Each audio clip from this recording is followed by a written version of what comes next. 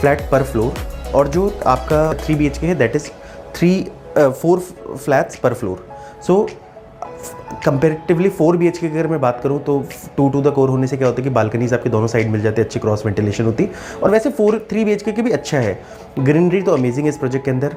मतलब इतना ग्रीन है ये प्रोजेक्ट कि ऑलमोस्ट आप ये समझ के चलो कि अगर मैं कुछ 3 BHK की यूनिट्स हटा दूँ जो बैक फेसिंग है, क्योंकि 4 में तो they face both the sides, all are मतलब ये समझ लो कि वेरी गुड पार्क फेसिंग। और जो पीछे की भी यूनिट्स है उसको एक बेनिफिट क्या, if you are there on the higher floor, उनको थोड़ा सा दूर से अरावली का व्यू आता है, सो दैट्स ओके।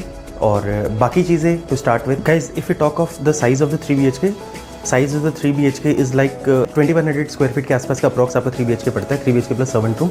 और जो 4 BHK है, 4 BHK varies from 2800 to 3035 square feet. So ज़्यादा डिपेंड नहीं करता, ज़्यादातर कारपेट एरियाज ऑलमोस्ट सेम होते हैं, थोड़ा सा आपका बालकनीज का फ़र्क पड़ता है कि एक जगह आपकी जो मास्टर बेडरूम है they have given L shape balcony.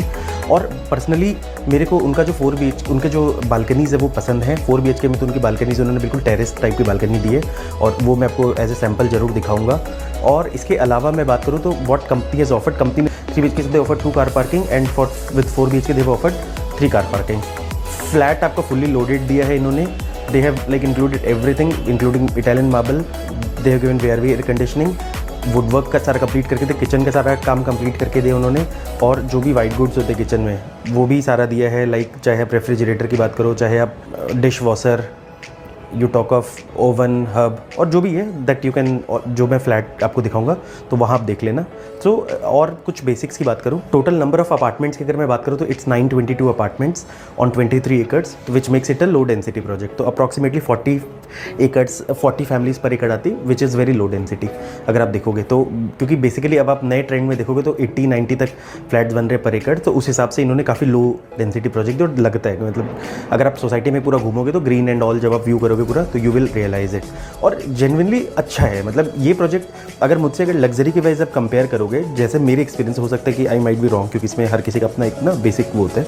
सो अगर मैं ओवरऑल गुड़गांव से भी कंपैरिजन करूँ, गुड़गांव के सारे DLF के सारे प्रोजेक्ट्स को लेके, तो अगर मैं 3 प्रोजेक्ट्स को बिल्कुल अलग कर देता हूँ, अरालियाज़, कैमिलियाज़ और जो इनका मग्नोलियाज़ है, क्योंकि they are highly ultra ultra ultra luxury, उनका सेगमेंट भी बिल्कुल डिफरेंट है। उसके बाद जो उनके प्रोजेक्ट्स, अगर 4th नंबर पे मैं प्रोजेक्ट को अगर मैं देखूँ तो मुझे उनका एज ए क्रेस्ट ज़्यादा लग्जरी लगता है। बाकी उनके प्रोजेक्ट्स मेरे को ऑलमोस्ट बहुत पुराने लगते, मतलब ऑलमोस्ट थोड़े पुराने हो गए, तो वो थोड़े से पुराने हैं, तो लग्जरी वाइज क्रेस्ट अच्छा लगता है। बट आज इस प्रॉपर्टी को हम क्रेस्ट से भी कंपेयर कर सकते हैं, कुछ महीने में तो they are better than Crest, क्योंकि इन्होंने उसमें ग्रीन एरिया बहुत ज़्यादा निकाला है अल्टीमा में।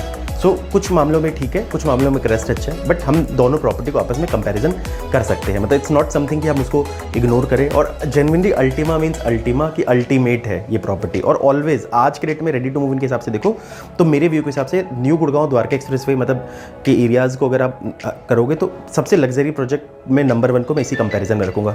और यही एक ऐसा प्रोजेक्ट है जो 2 करोड़ 2.5 करोड़ के सेगमेंट वालों को न्यू गुड़गांव लेकर आया। अदरवाइज उससे पहले न्यू गुड़गांव को अगर आप 2-2.5 साल पहले, 3 साल पहले देखोगे तो ज़्यादा